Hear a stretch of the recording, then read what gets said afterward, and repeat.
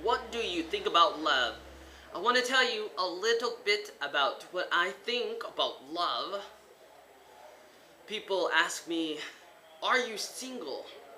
Or are you married? I tell people I'm single and available, or maybe I'm not available because I'm so busy. I tend to be so busy, so maybe I'm not available, or maybe people don't like me. Sometimes it's that I'm too busy to have a girlfriend, or that the girls don't like me, or that I don't like the girls. You know, sometimes I like girls when they don't like me, or the girls like me when I don't like them. But most of the time, I'm too busy doing other things. And you may want to know, what are these other things that you do?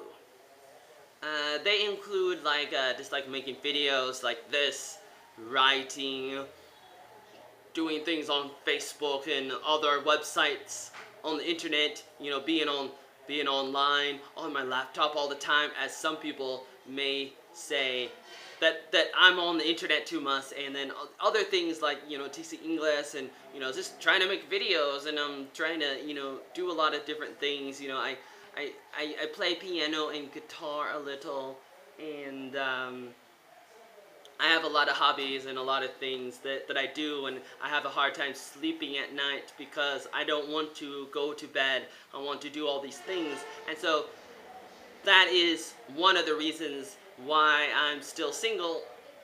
And there might be other reasons too, maybe. Like it's really hard to decide like who you want to marry. But let me tell you, I fell in love with a girl when I was 5 years old. Her name is, or was, Tiffany Russell Cumbo. One day, I was riding my bicycle, and it was a nice sunny day. I was about 5 years old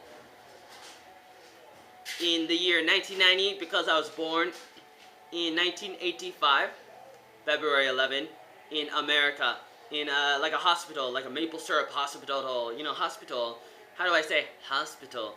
And in a small city about an hour from Portland, Oregon, and in 1985. And so I was about 5 years old one day, and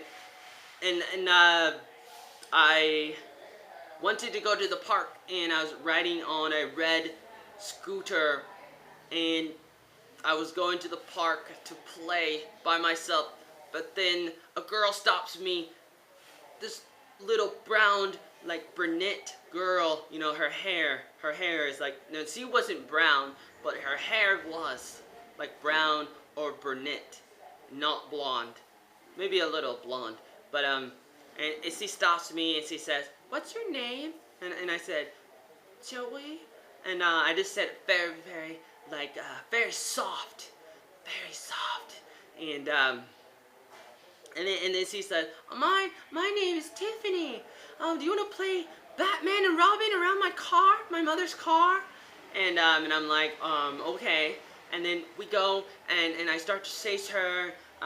She's on like a little tricycle, and we go around the car, and then her mother comes home, and then she says to her mother, "Hey Mom, this is my new boyfriend." And she's only like 3 or 4 years old, and I'm 5 years old, and her mother says, "He's not your boyfriend." "Yes, he is." "No, he's not." "Yes, he is." "Yes, he is. He is my boyfriend." "No, he's not your boyfriend." "Yes, he is my boyfriend." "He's just a friend." And that's usually how the relationships go with my life ever since then. You know, me and my girlfriends are not girlfriends, they're just girls. "You can be my boyfriend." You know what I'm saying? It's kind of sad, but like, I really, really liked her. I started liking her more. And I was about 8 years old when I started drawing pictures of me and her getting married. And that's when I started thinking about getting married with people, or with her specifically. I would draw a picture of me and her at our future wedding. And I really wanted to be married as soon as possible. So I started thinking about that as soon as I was about 8 years old, back in 1993 in America. And I've been thinking about it ever since then. Ever since then, and that was about 21 years ago. 21 years ago. Now I'm 29. It's 2014. It's the 2nd of May. And I'm still single, never had a girlfriend. And it's very, very interesting and also very, very sad. Very sad. And so it's like,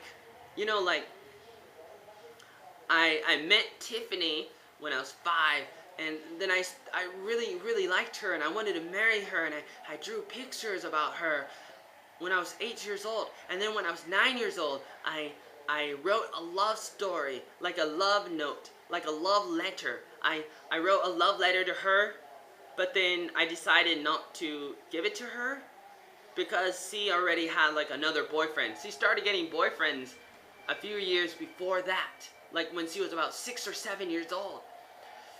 And I'm like, oh man.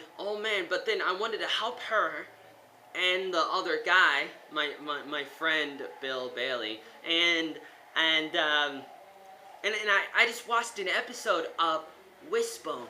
What's the story, Wishbone? It's a TV show, not a movie, not a film, but a TV show about a dog who saves the day in all these different stories. First they read the story from like these really old books, and then it happens in the episode too. And so in one episode there's a story, some people many years ago, like hundreds of years ago, and there's like 2 guys, and the one guy likes the girl, but then he gets accused of a crime. He gets thrown in prison. He gets thrown in jail, and he's like the bad guy, but he still loves her, and he writes a love letter to her, and then he signs it with the name of another guy. And then she reads the letter, and she I don't know what she thinks exactly, but it's like, oh, okay, thank you, to this other guy, so that, they get hooked up and they can fall in love. But then she realized that the handwriting was different or something, and she knew that the other guy wrote it, the guy in the prison, in the jail, and then somehow, like, she finds him, or he escapes, and they come together, and it works, and it's a happy love story. And I really love stories. I like love. I like love a lot. Love is everything, kind of, What is love? Baby, don't hurt me no more. Love is a very deep subject, but it's like, that worked. It worked in that story. I don't know if that story is real life. I don't know if it really can happen in real life, but I wrote a love story.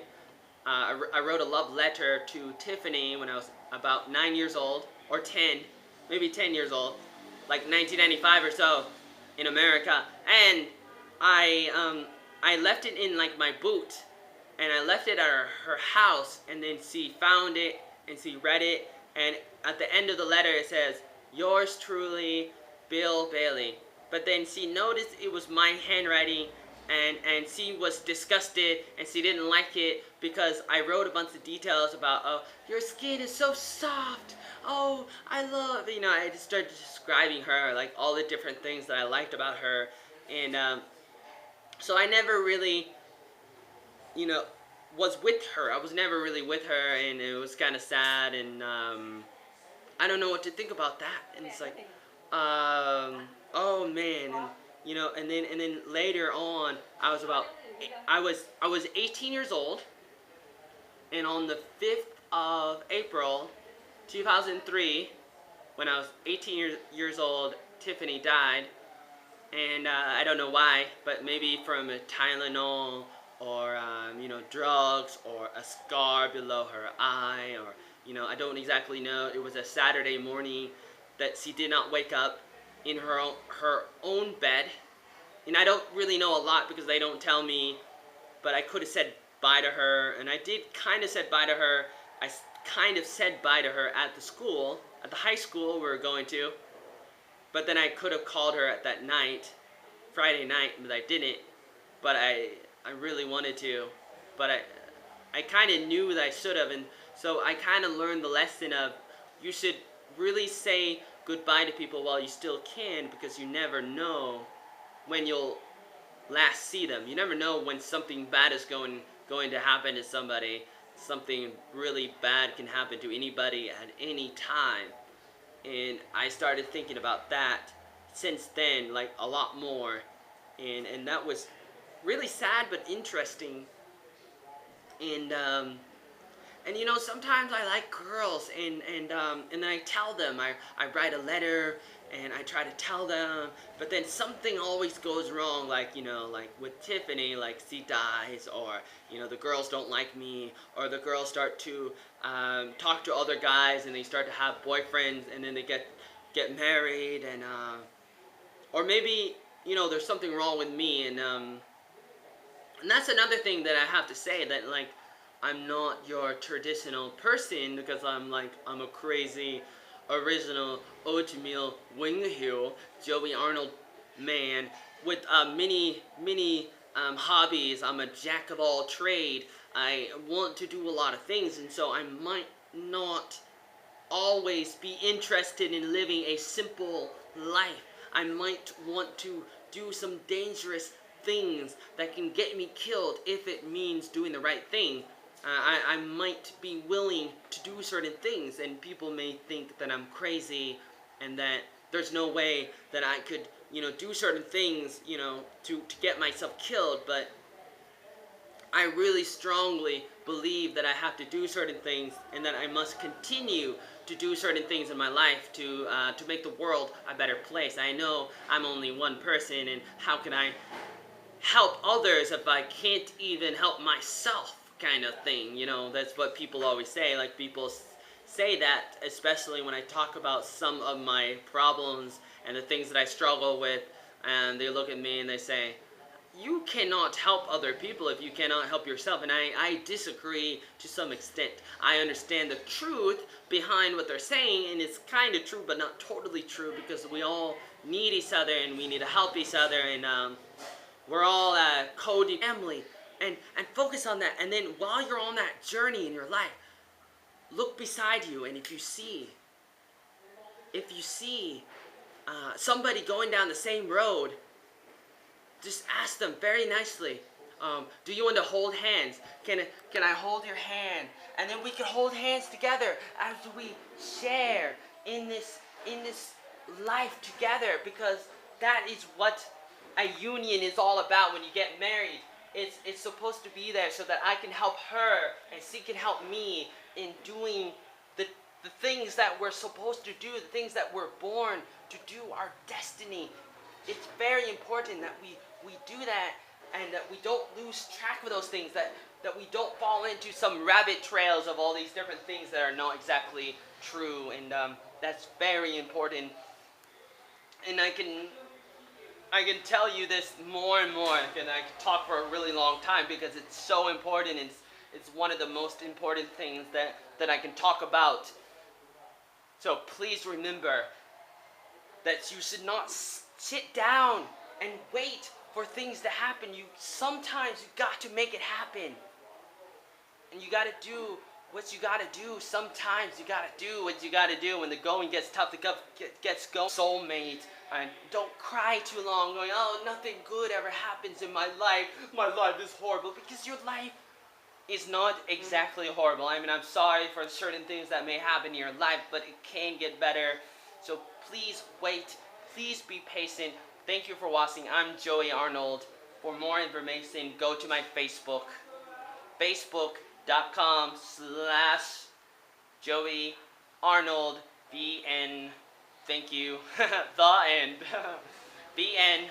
The end. Thank you for watching. Don't give up. Keep smiling, because you never know what's going to happen next. Take care. Bum bum bum bum bum bum bum bum bum bum bum bum.